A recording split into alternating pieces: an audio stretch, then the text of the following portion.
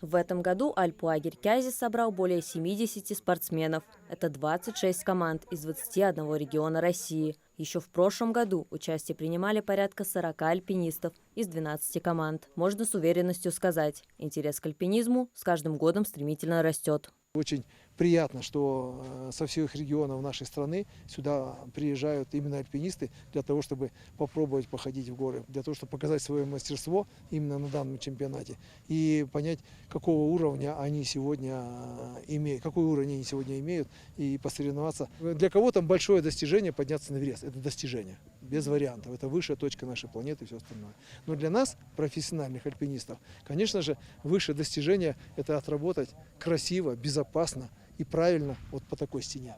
И эти маршруты, они по категории трудности дороже и ценнее, чем Эверест. Ингушетия, известная своими живописными пейзажами и инфраструктурой для альпинистов, стала отличной ареной для соревнований. Маршруты на Цейлом и Козайлом разнообразные, от простых до наиболее сложных. Но все решает случай – жеребьевка. Именно она определит, какому спортсмену достанется тот или иной маршрут. Многие находятся в погоне за наиболее сложным. Эти альпинисты входят в треть участников, которые приезжают в республику для участия в соревнованиях не впервые. Альпинизм – крайне сложный вид спорта. Маршрут здесь длится не 3 часа, не 5, а вплоть до 2 суток. На отвесной скале спортсмены должны есть, спать и при этом постоянно выстраивать тактику. Алексей Соловей выступает за команду Санкт-Петербурга с 2020-го. Он победитель прошлого года. Альпинизму Алексей посвятил уже 15 лет своей жизни. За эти годы он покорил не одну гору по всей стране, многие из которых расположены на Кавказе. Положительный момент чемпионата – то, что очень много квалифицированных спортсменов собираются в одном месте.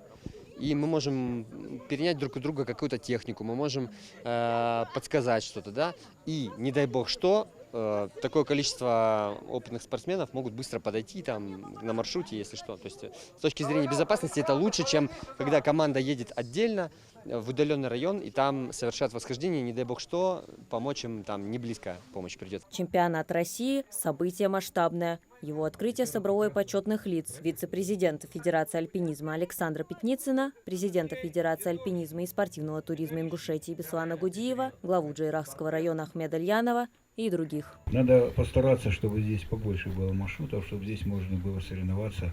И 30 командами, да, будет класс первопроходов осенью. Мы приглашаем всех. Вот туда дальше есть массив, будем делать новые маршруты.